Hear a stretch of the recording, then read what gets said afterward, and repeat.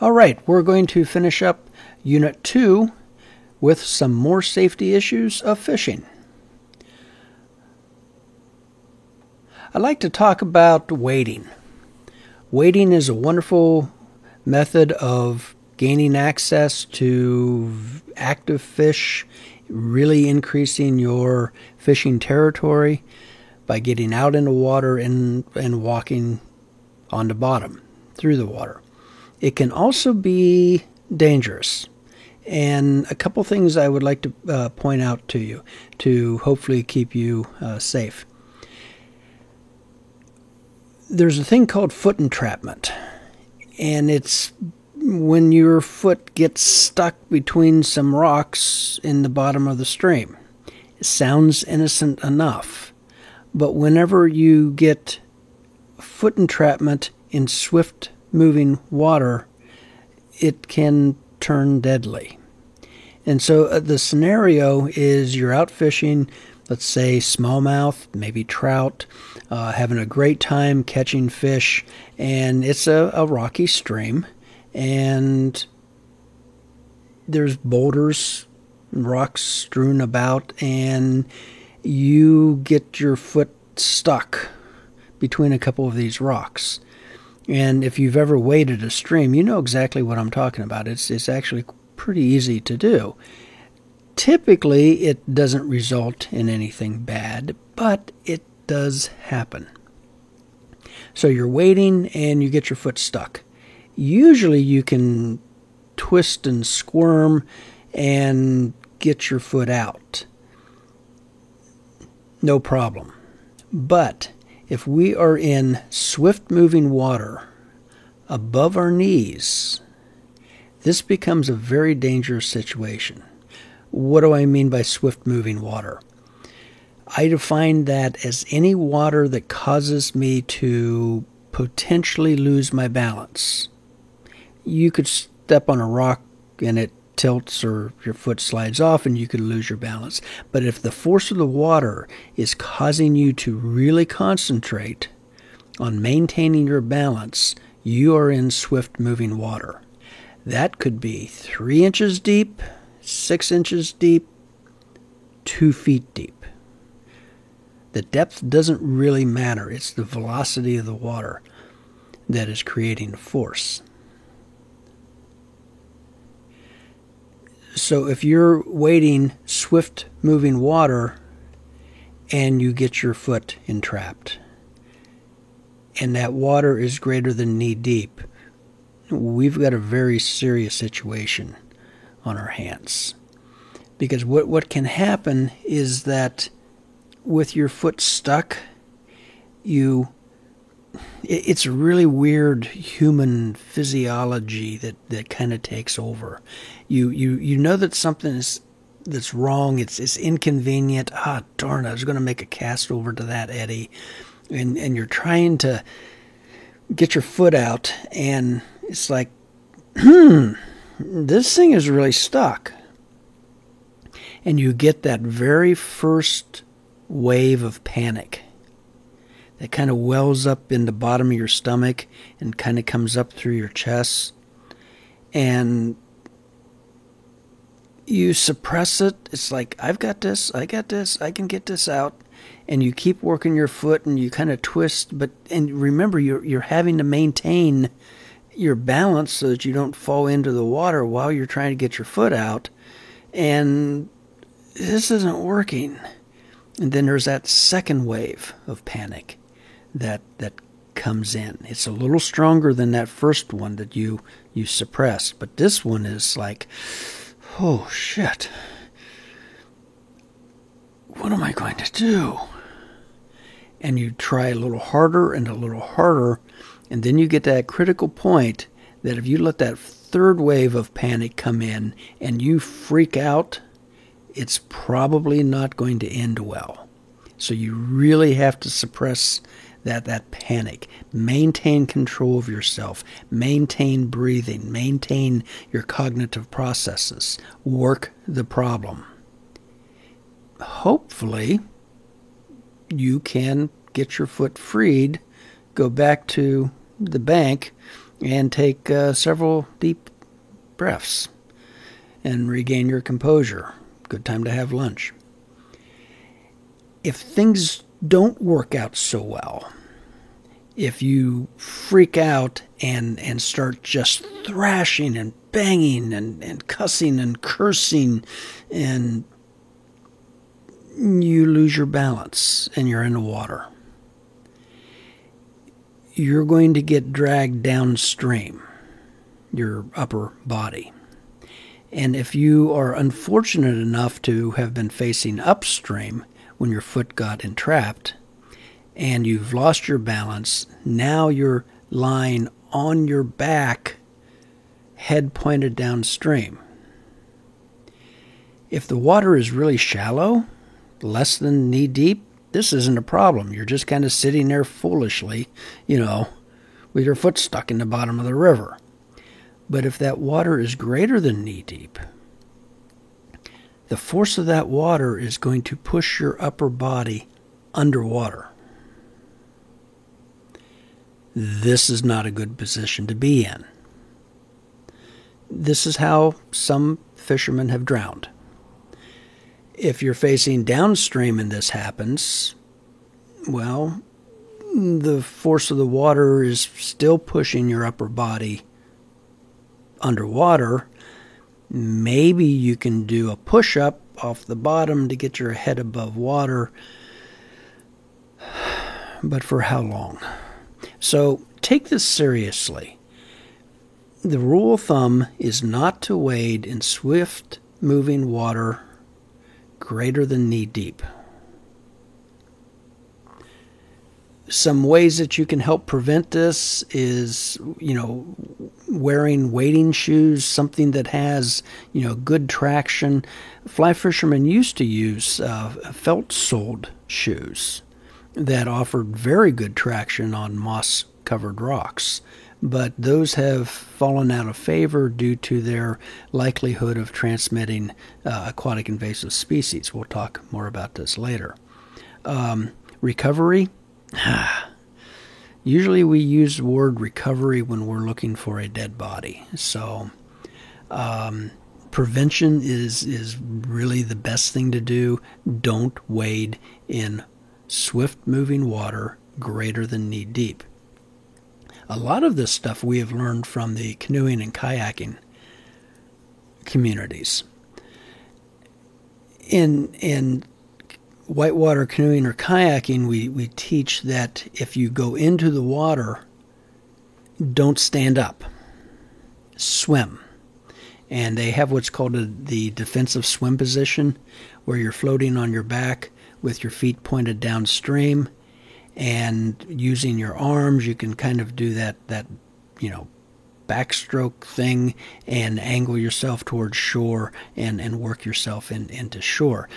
By having your feet pointed downstream, you can ward off any rocks or trees or sharks or anything like that and help protect yourself. But do not stand up. In fact, whenever you can start to feel the bottom and it's still swift moving water, resist that urge to stand up, because that's when foot entrapment can happen. Now let's move on to hypothermia. What is hypothermia? Many of you probably know that it is the cooling of the body, particularly the torso area. There's a YouTube video here that is in the Unit 2 watch list in YouTube. I encourage you to check it out. Why are we talking about hypothermia in a fishing class? Well, there are people who go fishing when it's cold. And there are people who go fishing and then it becomes cold. And so that's why we're really concentrating on this. So hypothermia is a cooling of the body's core temperature. Our normal body temperature is 98.6. Whenever it drops to about 97, we are technically in a mild case of hypothermia. I'm pretty sure that every one of you have had hypothermia before. It's not really contagious, but it's very, very common. If you have ever shivered from the cold, you've had hypothermia. That's really one of the very first signs. Cold hands, cold feet is a early sign of hypothermia. The body is really unique. It is designed expertly to protect life, and it will do extraordinary things to preserve that life. And when it comes to cold, it wants to protect that torso. On males, it's the upper torso, and on females, it's the lower torso. And it does this by regulating how much heat goes to all parts of our body. And whenever that torso starts to experience a temperature drop, it simply reduces the heat flow via the blood circulation to our extremities. Our greatest extremities, the ones most distant from our pump, is our hands and our feet. So it starts to restrict the capillaries in these areas, cutting back on the blood flow and the transfer of heat. So that's why your hands are getting cold. That's why you have cold feet, is that your torso is trying to conserve some of that heat for itself. As the temperature continues to drop, other things start to happen.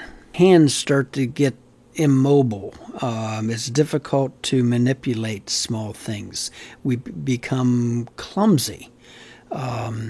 We start to feel the pain from the cold. If you've ever, stuck your hands into ice water, you know that it doesn't take very long until, your hands are like on fire, just stinging like crazy. And this is hypothermia. What can we do to prevent a case of mild hypothermia? There's several things. Clothing is one. I think a down vest is one of the most critical items for any outdoors person to carry in anything except the heat of the summer. It's small, it's compact, and it provides a tremendous amount of insulation. If you put that down vest on, we're insulating our torso, keeping that heat in, which allows the heart to continue to send warm blood to our extremities, and it keeps our hands and our feet warm. So yeah, if you got cold feet, put a vest on. It's actually going to warm your feet up. It's kind of weird the way that works, but it works. How do you treat hypothermia with a mild case? Pretty simple. Like I said, you can put a vest on. You can go inside where it's nice and warm and toasty. You can have a hot chocolate. That's a wonderful and delicious way of adding some heat to your furnace. I would suggest that you avoid alcohol. Alcohol is a depressant. Sure, it burns going down, but it actually causes capillaries to constrict. And that's exactly the opposite of what we want to happen. So leave the booze until later. It's not really going to help.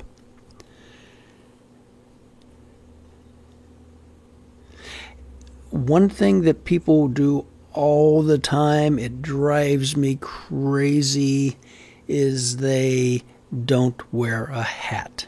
You lose a tremendous amount of heat through your neck and your head.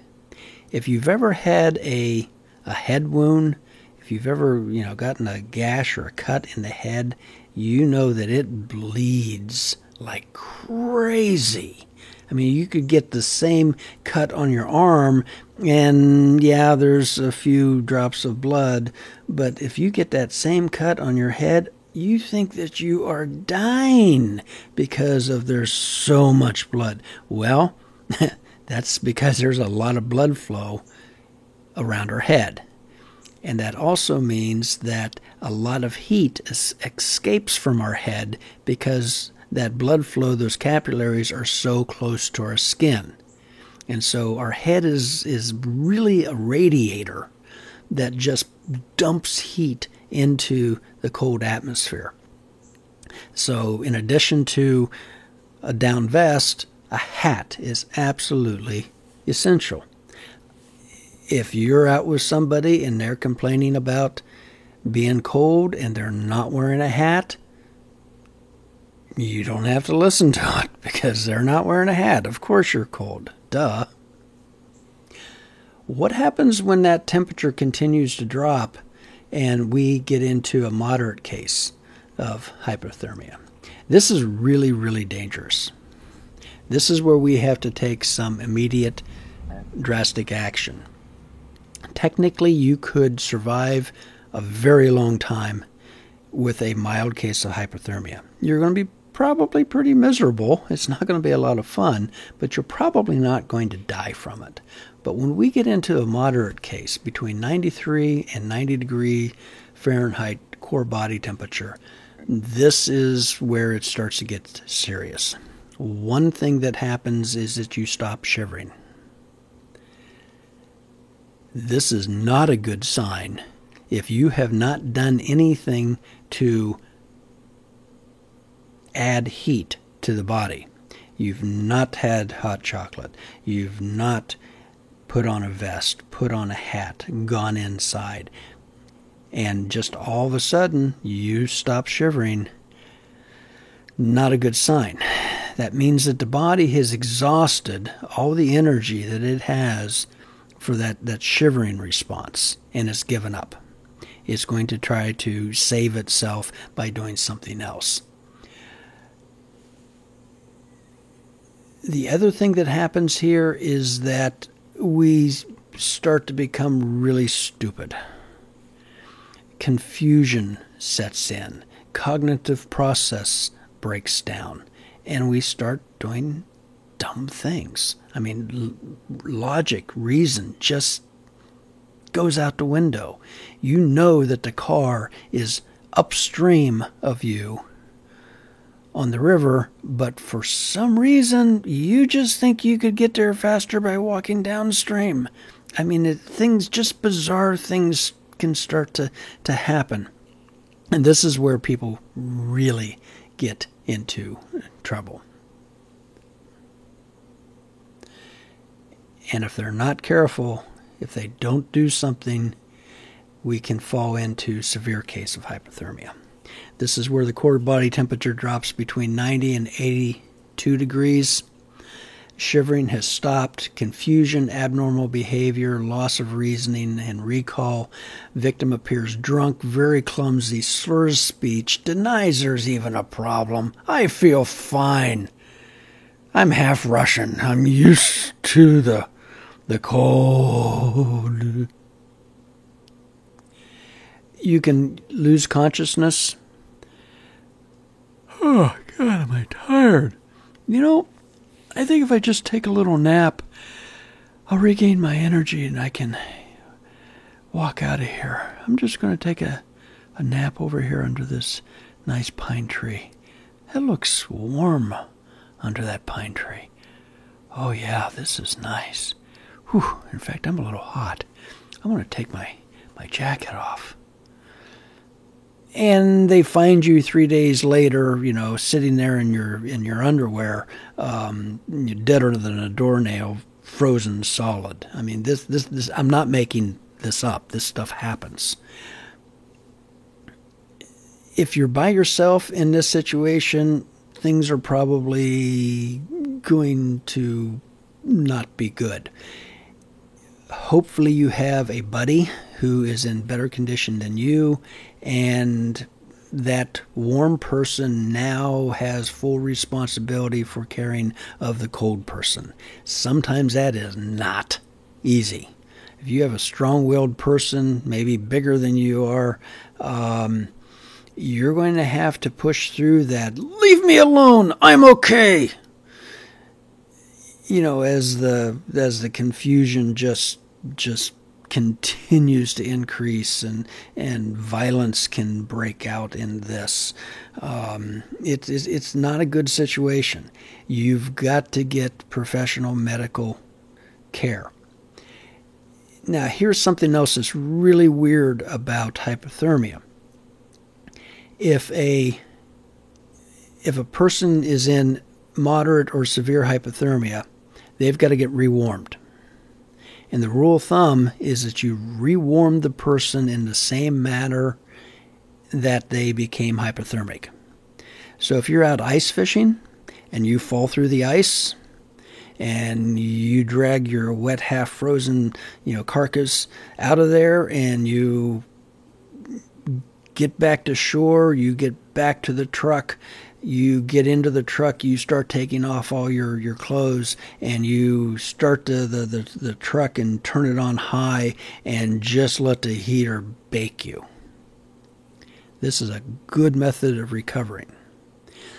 If you were out on that fishing trip and you slipped and fell in, maybe you were wading and you lost your balance and you went in, and it was 65 degrees when you started around 1 o'clock that afternoon, but now it's 38 degrees, at 9 o'clock at night as you're stumbling along the bank. This is what can happen. You've gone the wrong way. You've gotten yourself totally lost. Nobody knows that you're there, and you stumble around the next day just getting colder and more in trouble and more in trouble. And finally, on the third day, somebody finds you and gets you the help that you need. In that case, you became hypothermic over a very long period of time. If they put you in the truck, turn on the heater full blast and start to cook you, they'll probably kill you. There's a thing called aftershock. And you've been wandering around the woods with cold blood in your extremities. That blood's really not circulating much at all, and it's very, very cold. And then as you start to heat the body up, and the circulation system starts kicking in, it starts circulating that really cold blood back up through the heart, and boom, cardiac arrest because of that cold shock of the blood to the heart. I read one statistic that said that Florida suffers from more deaths from hypothermia than Alaska does. And they went on and they talked about how there's a lot of people who work in the fishing industry in Florida.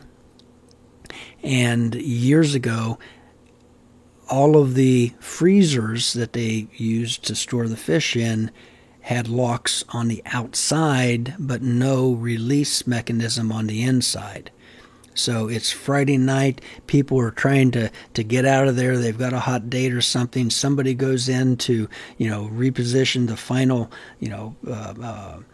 basket of fish, and someone on the outside is like, okay, let's get out of here, we're all set, and they close the freezer door, not knowing that you're inside.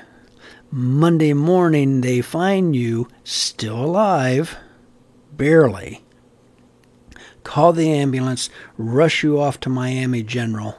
Oh my gosh, he's hypothermic, we got to get him rewarmed. And they go through the procedure for rapid rewarm, and cold shock comes through, bangs the heart, boom, you're dead. In Alaska, they deal with this all the time. It's like, okay, how long was he out? 4 days? Okay. And they have a regiment that they put you through to rewarm the body so that you don't die. In Florida, they just don't see this, and they don't really know how to.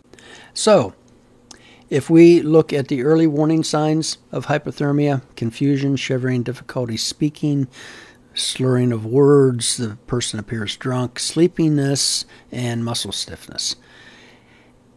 If we follow the rule of hypothermia, we can keep ourselves safe most of the time. And that rule is that when the air temperature and the water temperature, when added together, is less than 100 degrees, there is a real risk of hypothermia. So what's that mean? We don't go fishing, we don't go canoeing or kayaking or a hike in the woods? No. It means that you have recognized that there is a risk of hypothermia and you are going to take appropriate actions, such as using the layering system to keep yourself dry and warm. The layering system is really easy. We've been using it for thousands of years. Sometimes we've kind of forgotten about it and we don't enjoy all of its benefits. Really simple. The layering system consists of 3 clothing layers. You have the base layer. A lot of people call that your long underwear.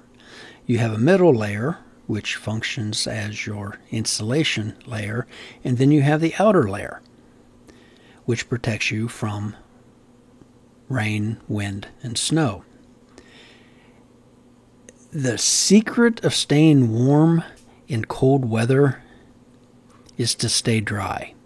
If you can stay dry, you will probably be warm. Heat can transfer about, I think it's around 25 times faster if you're wearing wet clothing than if you're wearing dry clothing. If you think about it, it's 15, 20 degrees and somebody soaks you down with a garden hose.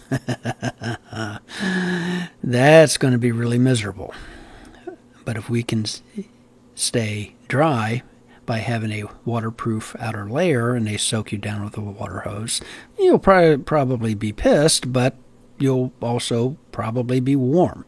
So that's the function of these 3 layers. The base layer, the long underwear, it doesn't have to be terribly expensive.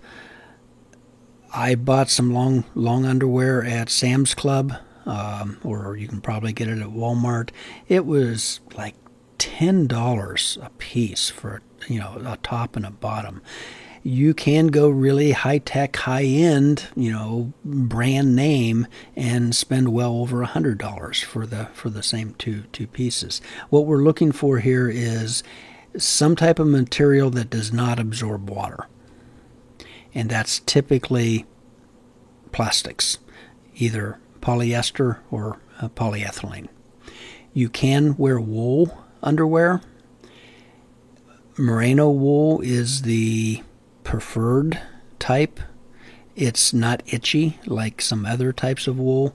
It tends to be pretty expensive though. I mean, you could spend $200 for a good pair of merino wool underwear, but it is incredibly nice and it's a natural material. Your middle layer, again, is probably a polyester or a polyethylene fleece type material. Again, you don't have to spend hundreds of dollars for this. You can go very inexpensive. Wool is a wonderful insulation layer.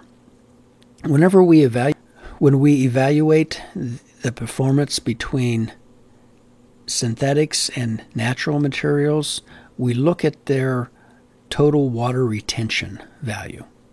And most of your synthetics, polyesters, will retain 1 to 3% water. If you take your fleece jacket, submerge it in the bathtub, pull it out, wring it out real good, it will retain about 3% of its of that water. A wool sweater, you do the same thing, is going to retain about 15%. If you do that with a cotton sweater, it's going to retain 100% of its weight in water. Cotton makes really good bath towels because it absorbs water. Cotton t-shirts in the summer are wonderful because it absorbs perspiration, and then through evaporation there's a cooling effect. But for winter, it's generally better to stay away from the cotton. In fact, we used to say that cotton is cool and wool is warm. Cotton socks, not a good idea for a winter hike because it's going to retain that sweat, that moisture from your feet, and your feet give off a lot of moisture.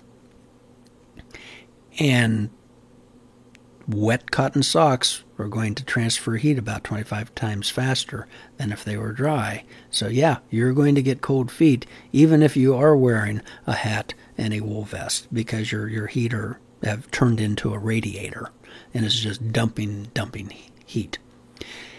The outer layer, here you have a couple choices. There are two types. There's a waterproof, breathable material, most notably Gore-Tex, and there is a waterproof material, most notably some type of a vinyl coated fabric. At one time, back in the Stone Ages of the 80s and 90s, Gore-Tex was incredibly expensive. And it was the only waterproof breathable on the market because they had the patent for it. Well, that patent expired in the early 90s, and a flood of waterproof breathable technologies hit the market. And some of them are really good, and some of them are not so good. Honestly, I wouldn't worry all that much about it. If you're buying a rain shell that's $100, it's probably not going to perform as well as one that's selling for $200. Just kind of economics. The waterproof breathable fabric has the advantage of allowing moisture, perspiration, that we're generating to escape out through the fabric. That keeps us drier. It's waterproof so that in a rain or snowstorm, it's going to keep the water from entering. A waterproof outer layer, such as a vinyl, is going to be 100% without a doubt waterproof. No water shall enter from the outside. The problem with that is it is absolutely 100% waterproof. No moisture shall pass through from the inside. So if it's 55 degrees out and it's pouring down rain and you're putting on a vinyl jacket, you're probably going to end up just as wet from your own sweat from the inside as you would have from the rain from the outside. So that's kind of the trade-off. Waterproof breathables aren't some newfangled modern inventions. We've had waterproof breathable fabrics for millennium. Leather, when properly smoked, becomes a waterproof breathable fabric. Probably not the same performance characteristics as, a high-end Gore-Tex, but it's comfortable and survivable. So, other things to do in prevention, in addition to using the layering system, is to carry a dunk bag with you. A dunk bag is a collection of clothing that you can put on if you happen to find yourself immersed in water. You pull yourself out, get back to the vehicle, grab the dunk bag, change out of the wet clothes into the dry clothes, continue on a wonderful outdoor outing. It doesn't hurt just to carry some extra clothing. Somebody else may be missing something, or they could benefit from something. Carry some food, some energy type food, and water. Always have extra water with you. Keep an eye on the weather.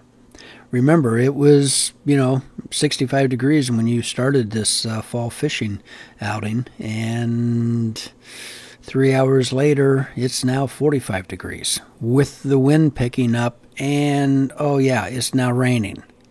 So keep an eye on the weather. It can change quickly. And if you're, in the Midwest, you know the old saying, if you don't like the weather, wait 5 minutes, it'll change. Have a backup plan for any type of trip that you're going on. If weather conditions, stream conditions, lake conditions are not favorable for a pleasant, comfortable, productive outing, have a backup. Maybe you go see a movie, maybe you go bowling. And the final thing is to file a float plan. Let somebody know what you're doing, where you're going, and about what time you expect to get back. That could be a call to your, to your husband, wife, parents, neighbor, fishing buddy who's not going with you, so on and so forth. If you don't have someone that you can count on like that, you get to the put in and you're leaving your vehicle there, it's not a bad idea to write out a little note and stick it in the windshield. Yeah, somebody who has nefarious intentions could come by and see that you're not planning to be back for another 6 hours, and they can trash your vehicle. That sucks, but honestly, they were going to probably do that anyway, so it doesn't make that much difference. If you're really kind of paranoid about that, maybe put the note on your dashboard and turn it over so that a lot of these areas are patrolled by either conservation officers or sheriffs, and they notice the truck has been there. Maybe it's been there a little too long, and they notice that there is obviously a note up on the windshield, and they might take some actions to get in to read that. It could be a lifesaver, so consider doing something like that. And if you want more information about hypothermia, there's a web site down here that you can check out. Speaking of hypothermia, you can also die through immersion. You find yourself in cold water, and it brings on hypothermia, and you'll die from that. If the water temperature is just above freezing, 32.5 degrees, you probably have less than 15 minutes of consciousness. 45 minutes until death comes. If the water temperature is between 50 and 60 degrees, you have 1 to 2 hours of consciousness and 1 to 6 hours of life. These are general terms, general estimates, and there are hundreds of examples where these have not proven true. A person goes overboard on a cruise, water temperatures 40 degrees. They should have died in 3 hours. They find them the next day, 12 hours later, and the person's still alive. Not in great shape, but still alive. And in analyzing these things, scientists have figured out that the real determining factor with these is not so much the effects of hypothermia on the body, but it is the will to live on the body. And so somebody who has that fighting spirit, that inner strength to push through this, through all the suffering, through all the pain, and through the certainty of coming death, there are people who have long survived after they should have perished. So that inner, fighting spirit to live really seems to be the one of the determining factors.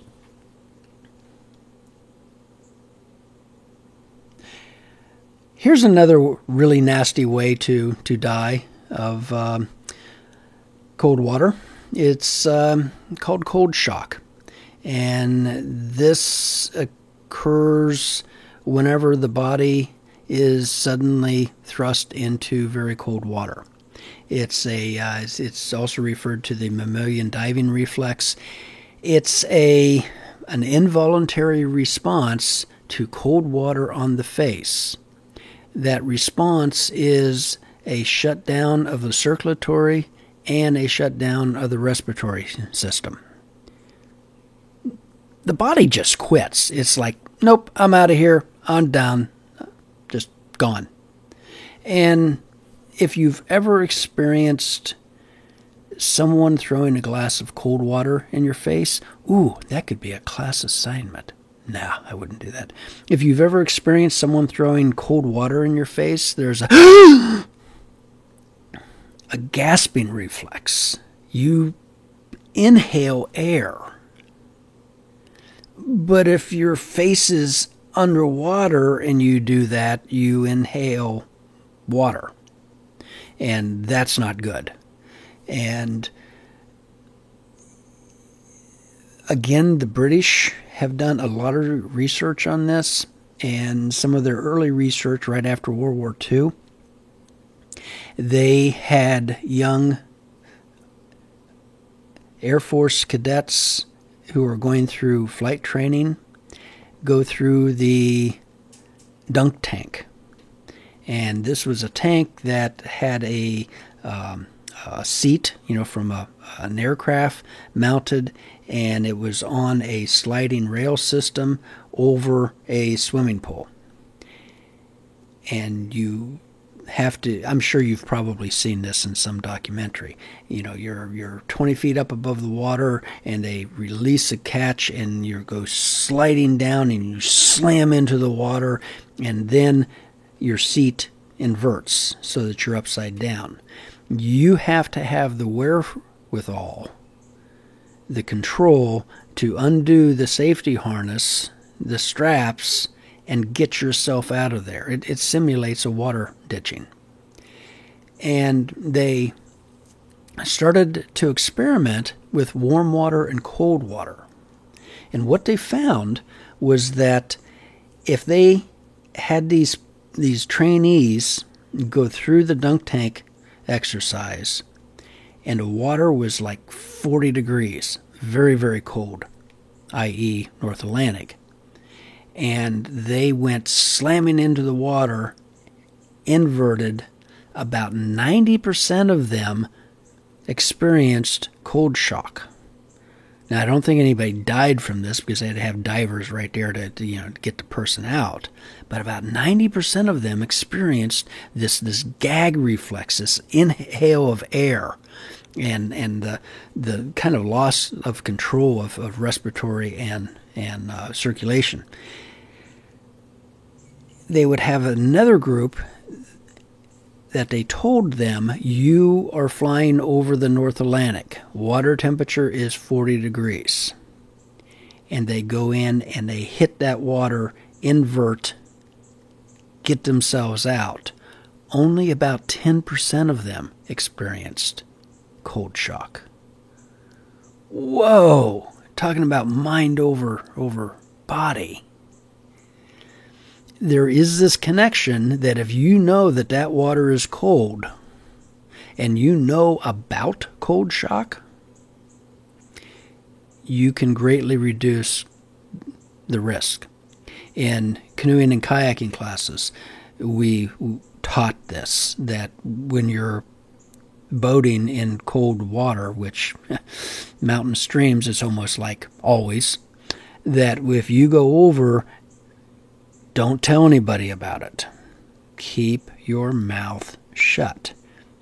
And if you can keep that initial intake of air, of water, your chances of surviving this is incredibly good. There's a lot of cases where people have been, cause of death was pronounced as drowning when in fact it was probably more of a cold shock. And it has to do with the amount of water in the lungs and so on and so forth. I don't really understand it, but there you go. This is a story I'll let you read on your own, but it's an example of how really innocent circumstances can turn very deadly. And basically this occurred several years ago in Linton, which is the county just, Greene County, just to the west of us. It was in early spring. Water temperature was 37 degrees, and a couple of fishermen came in to take the boat out, and they let the boat drift away, and somebody decided that they'll swim after the boat to get it, and it didn't turn out well. So anyway, I'll let you read that at your leisure and take from it, hopefully, a lesson. Otherwise, I would like to leave you with a final thought that the further from the road you go, the more you need to know. It can be a very wonderful, exciting world out there, but at the same time, it can also be dangerous. And so you have to know what you're doing whenever you're getting out off the beaten path. So that wraps up Unit 2, and I will see you next week for Unit 3. Thanks a lot.